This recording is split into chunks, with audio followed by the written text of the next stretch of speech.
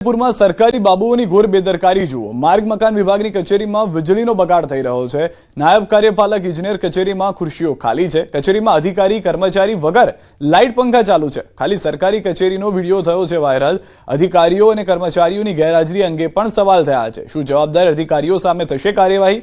कर्मचारीओ नहीं आता, जनताना काम नहीं करता, ए तो कदाच तमाम लोकोने खबर है, परंतु कर्मचारी न आवता होय, जनताना काम न थता होय छतांय लाइट पंखा आवी परिस्थितिमां पण चालू रहता जोवा मळी रह्या छे। વધુ માહિતી ન્યૂઝ 18 સંવાદદાતા સહેજાબ પાસેથી મેળવીશું। સહેજાબ, આમ તો કર્મચારીઓ અને જે અધિકારીઓ છે તેનું કામ છે લોકો શિસ્ત અને નિયમનું પાલન કરે, પરંતુ ખુદ શિસ્ત અને નિયમમાં નથી, પંખા લાઇટ ચાલુ છે, કોણ છે જવાબદાર?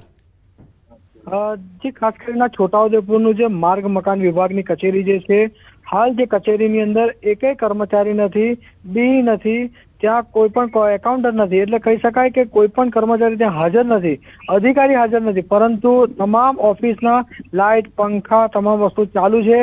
એટલે કહી શકાય બે જવાબદારી અધિકારીઓની છે।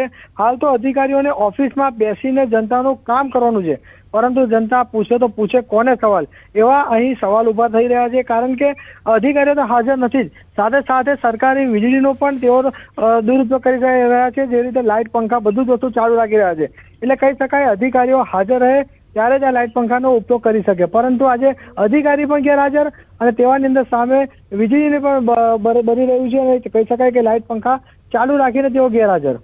જી આભાર સાહેબ સમગ્ર માહિતી બદલ। તો આ અધિકારીઓ કે જેઓની પાસે તો જનતાની કદાચ આશા અપેક્ષા પણ નથી કે તેઓ જનતા કલ્યાણના કાર્ય કરશે, પરંતુ જનતાના ફાળે અથવા જનતાના ટેક્સથી જ્યાં લાઇટ પંખા ચાલી રહ્યા છે, કમસે કમ એનો તો દુરુપયોગ ના થાય તેવી આશા રાખી રહ્યા છે।